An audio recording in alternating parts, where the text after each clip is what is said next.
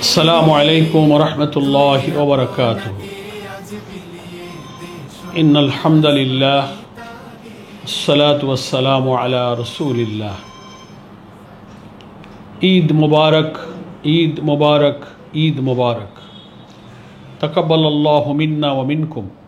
সম্মানিত দেশের এবং বিদেশে অবস্থানরত আমার প্রিয় ভাই ও বোনেরা, দ্বীনি আন্দোলনের সাথীরা এবং আমার নির্বাচনী এলাকা খুলনা জেলার ডুমুরিয়া এবং ফুলতলাবাসী, মহান আল্লাহ তাআলার দরবারে আমরা খাস করে প্রাণ ভরে শুকরিয়া জানাচ্ছি, যিনি আমাদের হায়াতের এই মূল্যবান সময়ে বছর ঘুরে আবারও 2025 সালের ঈদ উল ফিতরের এই শুভ লগ্নে দেশ, জাতি, প্রবাসে অবস্থানরত আমার ভাই ও বোনেরা এবং আমার নির্বাচনী এলাকার ভাই বোনদের ঈদের শুভেচ্ছা জানাবার তৌফিক দান করেছেন।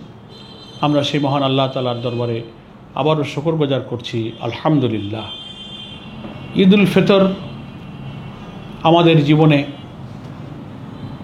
এবার এমন সময় এলো, 2024 সালের ছাত্রগণ অভ্যুত্থানের এক রক্তাক্ত ইতিহাস সৃষ্টি করে দীর্ঘ 17 বছরের নির্যাতন, জুলুম, শোষণ,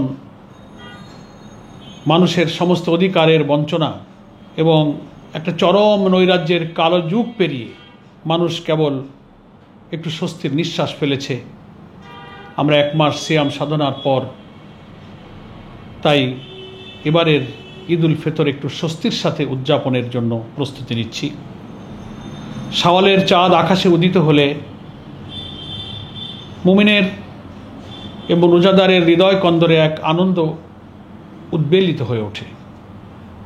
আমরা ঈদ মোবারক আওয়াজ তুলে পরস্পরের মাঝে ঈদের আনন্দ এবং শুভেচ্ছা বিনিময় করি। রাসূল আকরাম সাল্লাল্লাহু আলাইহি ওয়াসাল্লাম তার সাথীদের সঙ্গে ঈদের শুভেচ্ছা জানাতেন, তাকাব্বালাল্লাহু মিন্না ওয়া মিনকুম, অর্থাৎ আমাদের এই সমস্ত আমল, সিয়াম, কিয়াম, ইবাদত, তেলাওয়াত, তারাবি, ইফতার, সাদাকা, ফিতরা, এই সমস্ত আমলগুলো আমাদেরটাও আল্লাহ কবুল করুন, আপনাদেরটাও আল্লাহ কবুল করুন, এই দোয়ার মধ্য দিয়েই আমাদের প্রিয় নবী তার সাথীদের মাঝে ঈদের শুভেচ্ছা বিনিময় করতেন। প্রিয় দেশবাসী, প্রবাসে অবস্থানরত ভাই ও বোনেরা, আমার খুলনার ডুমুরিয়া ফুলতলার সম্মানিত ভাইরা এবং বোনেরা,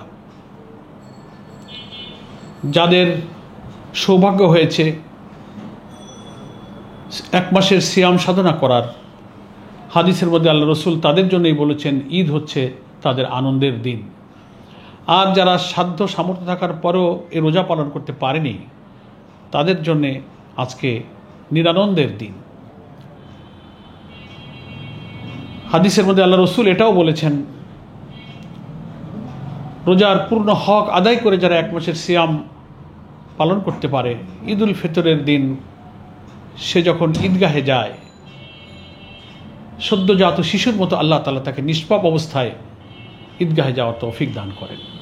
আমরা আল্লাহ তাআলার কাছে পবিত্র ঈদ উল ফিতরের এই আনন্দের দিনে এই কামনা জানাবো, হায় আল্লাহ, আমাদের এই 1 মাসের সিয়াম সাধনা, ইতিপূর্বেকার সকল মাসের সিয়ামের যত ভুল ত্রুটি, অলসতা, গাফিলতিগুলো তুমি ক্ষমা করে দিয়ে যাদের সিয়ামকে তুমি কবুল করো, আমাদের সিয়ামকে তুমি সেভাবেই কবুল করে আমাদের গুনাহকে মাফ করে সদ্যজাত শিশুর মতো তুমি নিষ্পাপ জীবন নিয়ে নতুন বছরের যাত্রা শুরু করার তৌফিক দান করো। প্রিয় ভাই বোনেরা, রাসূল আকরাম সাল্লাল্লাহু আলাইহি ওয়াসাল্লাম ঈদ উল ফিতরকে যে আনন্দের ধারণা দিয়েছেন, সে আনন্দ 1 মাস সিয়াম সাধনা করে, আল্লাহকে ভয় করে, ক্ষুণ্ণবৃত্তির চাহিদা এবং কুপ্রবৃত্তিকে দমন করে, সমস্ত নিষিদ্ধ কাজ থেকে সারা বছর বেঁচে থাকবার যে নৈতিক প্রশিক্ষণ যারা গ্রহণ করতে পেরেছে, তাদের জন্য আনন্দের দিন। এটা তাদের জন্য আনন্দের দিন যারা ঈদের দিনে সমাজের অনাহারী, অন্নহীন, বস্ত্রহীন, নিরন্ন মানুষ, এতিম, অসহায়, শিশু, নারী, পুরুষ সকলের পাশে সাহায্যের হাত বাড়িয়ে দাঁড়াবে। সাদাকা, ফিতির, জাকাতের মাধ্যমে তাদের মুখে একটু হাসি ফোটাবে। একজন ক্ষুধার্ত শিশু, একটা অভাবী পরিবার, ঈদের দিনে যার ঘরে একটু মিষ্টি মুখ, একটু চিনি সেমাই কিনবার, একটু টুকরা গোস্ত কিনবার সামর্থ্য নেই, আপনার আমার প্রচেষ্টায় তাদেরকে যদি এই সব কিছু একটু যোগান দিয়ে তাদের বিষণ্ণ বদনে একটু হাসির রেখা ফোটাতে পারি, এটা হচ্ছে মুমিনের ঈদের আনন্দ। রাসূল সাল্লাল্লাহু আলাইহি ওয়াসাল্লাম ঈদের দিনে ঈদগাহে যেতেন, ছোট ছোট শিশুদের সাথে কুশল বিনিময় করতেন। অসহায় মানুষের জন্য, ইসলামী সমাজ নির্মাণের জন্যে তিনি আদেশ দিতেন। ঈদগাহে উপস্থিত মুসলমানদের কাছ থেকে তিনি নিজে কাপড় ধরে ধরে অর্থ আদায় করতেন। ঈদগাহে এক পথে যেতেন, আর এক পথে তিনি ফিরতেন। এর কারণ ছিল যে এক পথে ফেরা আর এক পথে যাওয়ার মধ্য দিয়ে নতুন নতুন মানুষের সাথে তার সামাজিক বন্ধন হতো, কুশল বিনিময় করত। কে দুঃখে আছে, কে কষ্টে আছে, কে অসুস্থ, কে রোগগ্রস্ত, এসব খোঁজখবরগুলো আল্লাহর নবী নিতে পারতেন।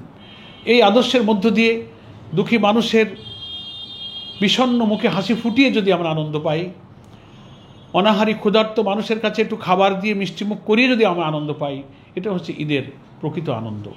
5ই আগস্টের নতুন অভ্যুত্থানের পরে নতুন বাংলাদেশের যে স্বপ্ন আমরা দেখছি, সেই বাংলাদেশ এমনই বাংলাদেশ যে বাংলাদেশে ক্ষুধা দারিদ্র থাকবে না, সন্ত্রাস থাকবে না, নৈরাজ্য থাকবে না। এই ঈদের মহামিলনের মধ্য দিয়ে কোটি কোটি মানুষের মাঝে আমরা সেই শান্তির, বরকতময়, স্বস্তির, ইনসাফের, মানবিক, নিরাপদ বাংলাদেশ গড়ার কাজে আমরা যদি সকলকে আহ্বান জানাতে পারি।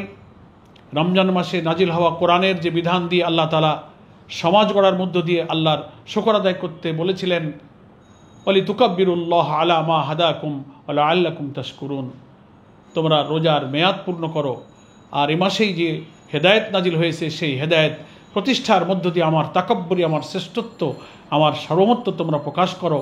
আশা করা যায় তোমার শুকরগুজার বান্দা হতে পারবে। ফলে ঈদগাহে আজ যেমন আল্লাহু আকবার ধ্বনি উঠবে, তাকাব্বালাল্লাহু মিন্না ওয়া মিনকুম, এর মধ্য দিয়ে মুমিনরা কুশল বিনিময় করবে। একটি নতুন সভ্যতা, নতুন সমাজ, ক্ষুধা দারিদ্র্যমুক্ত ইনসাফপূর্ণ সমাজ গড়ার কাজে আমরা যদি সংগঠিত হয়ে মুসলিম উম্মাকে এক কাতারে সামিল হতে পারি, আগামী দিনে আমরা তাহলেই আমাদের কাঙ্ক্ষিত স্বপ্ন আমরা বাস্তবায়ন করতে পারবো ইনশাআল্লাহ। আমি দেশবাসী, প্রবাসী এবং আমার নির্বাচনী এলাকার সমস্ত ভাই বোনকে পবিত্র ঈদ উল ফিতরের আন্তরিক শুভেচ্ছা এবং আন্তরিক মোবারকবাদ জানাচ্ছি। আপনাদের সকলের কাছে আমি দোয়া প্রার্থী। বাংলাদেশ জামাত ইসলামীর পক্ষ থেকে আমি সকলের কাছে আবারও ঈদের শুভেচ্ছা মোবারকবাদ জানিয়ে আমি আজকের মতো এখানেই বিদায় নিচ্ছি। ঈদ মোবারক, ঈদ মোবারক, ঈদ মোবারক। আসসালামু আলাইকুম ওয়া রাহমাতুল্লাহি ওয়া বারাকাতুহু।